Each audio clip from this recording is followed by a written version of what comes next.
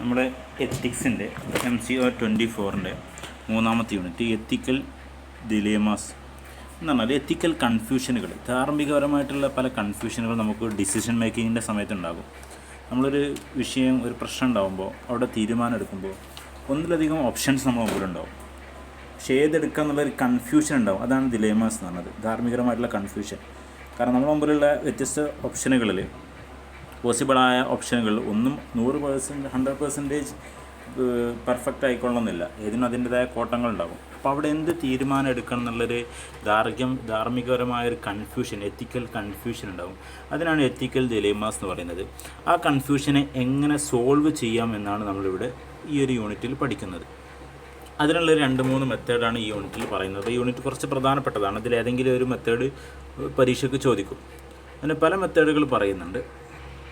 അതിൽ പ്രധാനമായിട്ടും പഠിക്കാനുള്ളത് എത്തിക്കൽ നാവിഗേഷൻ വീൽ ആൻഡ് ഓവർകമ്മിങ് എത്തിക്കൽ ദിലേമാസ് എന്ന് പറഞ്ഞാൽ ഒരു 6 സ്റ്റെപ്പുകളാണ് ഇവിടെ പറയും. 2 സ്കോളേഴ്സാണ് ഈ ഒരു വീൽ ഉണ്ടാക്കിയത്. അതായത് കോൾനസ് ആൻഡ് ഓവറൻറ്റ് എന്ന് പറയുന്ന 2 ആളുകൾ അവരുണ്ടാക്കിയത് 6 സ്റ്റെപ്സ്. അതിനാണ് എത്തിക്കൽ നാവിഗേഷൻ വീൽ എന്ന് പറയുന്നത്.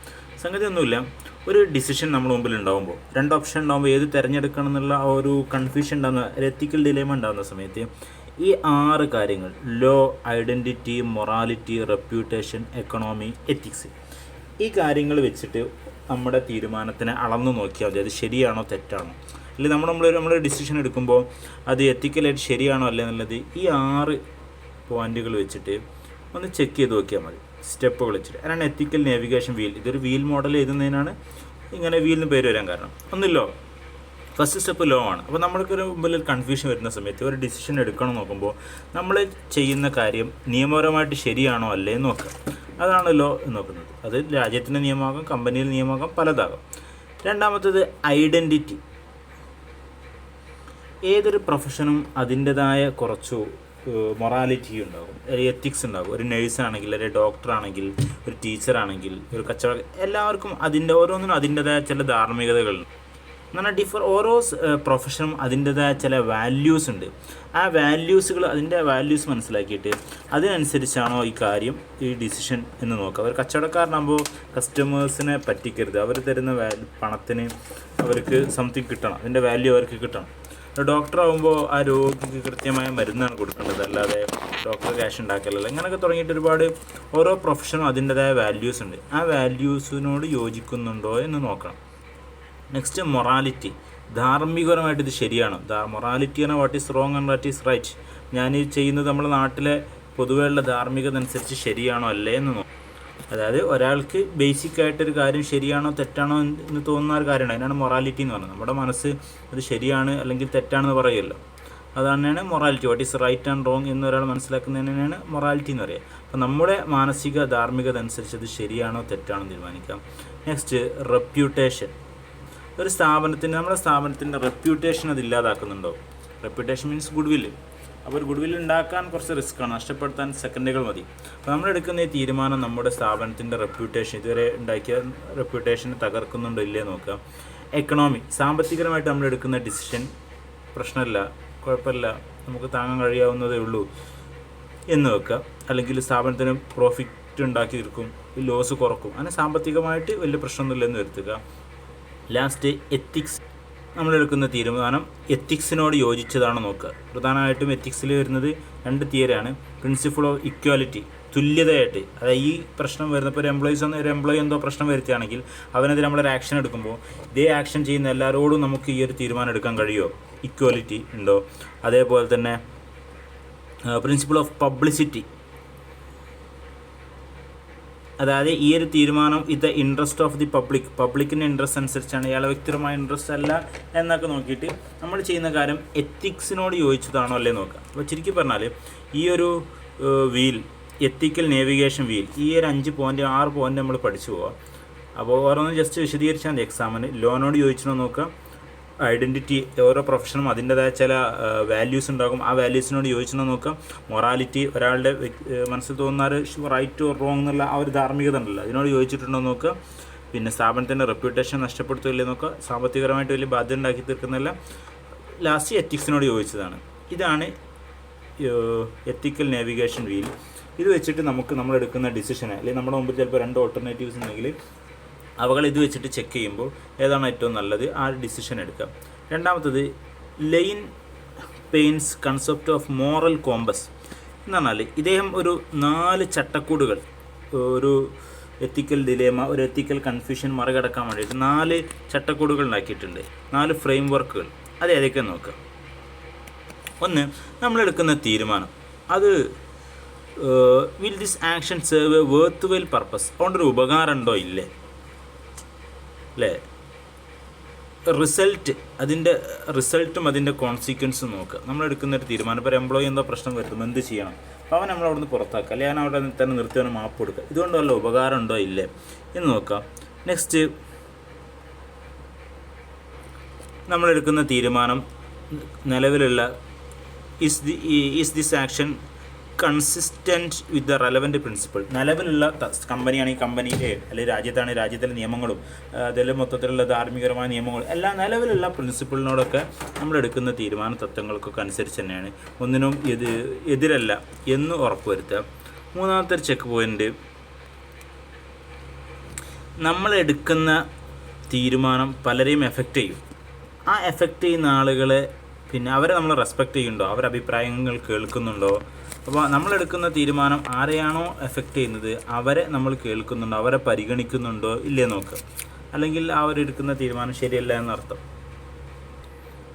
ആൻഡ് ദ ലാസ്റ്റ് വൺ, നമ്മളെടുക്കുന്ന തീരുമാനം നമുക്ക് തന്നെ അത് പിന്നെ എബിലിറ്റി, ആ എടുക്കുന്ന തീരുമാനം നമുക്ക് നടത്താനുള്ള എബിലിറ്റി ടു എക്സസൈസ്, അത് നമുക്ക് നടപ്പിലാക്കാനുള്ള കഴിവുണ്ടോ നോക്കുക. അപ്പോൾ ഇദ്ദേഹത്തിൻ്റെ ഈ 4 ഫ്രെയിം വർക്ക് അനുസരിച്ച് നമ്മളൊരു ഡിസിഷൻ എടുക്കാൻ കൺഫ്യൂഷൻ ഉണ്ടാകുമ്പോൾ ഈ നിലക്ക് നോക്കുക, അത് അതുകൊണ്ടുള്ള ഉപകാരമുണ്ടോ, പിന്നെ ഇപ്പം നിലവിലുള്ള തത്വങ്ങൾക്കനുസരിച്ച് പ്രിൻസിപ്പിൾ മീൻസ് ലോ എന്ന് വെച്ചാൽ നിയമങ്ങൾക്കനുസരിച്ച് തന്നെയാണോ അത്, അതിൽ ആരൊക്കെയാണോ അത് എഫക്റ്റ് ചെയ്യുന്നത് അവരൊക്കെ നമ്മളോടൊക്കെ നമ്മൾ സംസാരിച്ചിട്ടുണ്ട്, അവരൊക്കെ റെസ്പെക്റ്റ് ചെയ്തിട്ട് തന്നെയാണോ ഉണ്ടാക്കുന്നത്, അതുപോലെ നമുക്ക് പിന്നെ ഇത് നടപ്പിലാക്കാൻ കഴിയുമോ അത്രേ. അതിൻ്റെ ലാസ്റ്റ് കിഡേഴ്സ് എത്തിക്കൽ ചെക്ക് പോയിൻറ്റ്. കിഡർ എന്ന് പറയുന്ന ഒരു തത്വജ്ഞ, ഒരു ഫിലോസഫർ, അദ്ദേഹം ഒരു 9 സ്റ്റെപ്പ് ചെക്ക് പോയിൻറ്റുകൾ ഒരു എത്തിക്കൽ ഡിലേമ, എത്തിക്കൽ കൺഫ്യൂഷൻ മറികടക്കാൻ അദ്ദേഹം മുന്നോട്ട് വെക്കുന്നുണ്ട്.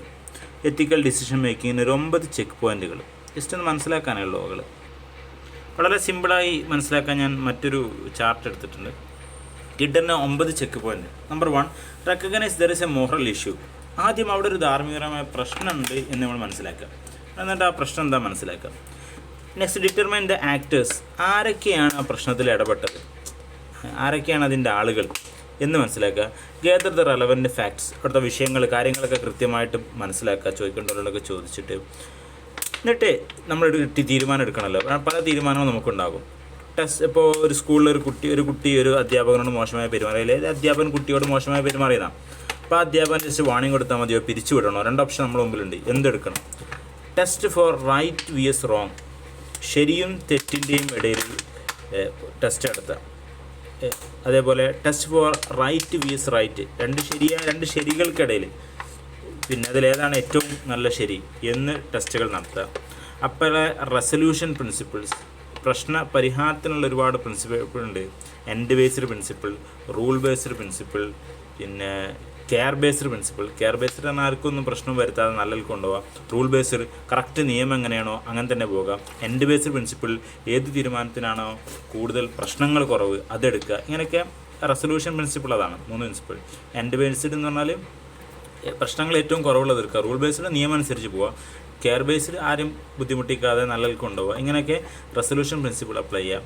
ട്രിലേമ ഓപ്ഷൻ, അതായത് ഇത് നമ്മളിപ്പോൾ നമ്മുടെ മുമ്പിലുള്ള 2 ഓപ്ഷൻ അല്ലാതെ മൂന്നാമത്തെ ഓപ്ഷൻ ഉണ്ടോ, ഈ അധ്യാപനം ഇവിടുന്ന് വാണിംഗ് കൊടുക്കുക, അല്ലെങ്കിൽ അദ്ദേഹത്തിന് പിരിച്ചിടല്ലാതെ മറ്റെന്തെങ്കിലും ഓപ്ഷൻ ഉണ്ടോ, അദ്ദേഹത്തെ മറ്റൊരു സ്കൂളിലേക്കോ അല്ലെങ്കിൽ മറ്റൊരു നിലയിലേക്ക് മാറ്റുക, അല്ലെങ്കിൽ കുട്ടീൻ്റെ രക്ഷിതാവിനെ അധ്യാപനം വിളിച്ചിട്ട് അവർ മാപ്പ് പറയിപ്പിക്കാൻ ഒരു മൂന്നാമത്തെ ഓപ്ഷൻ ഉണ്ടോ നോക്കുക.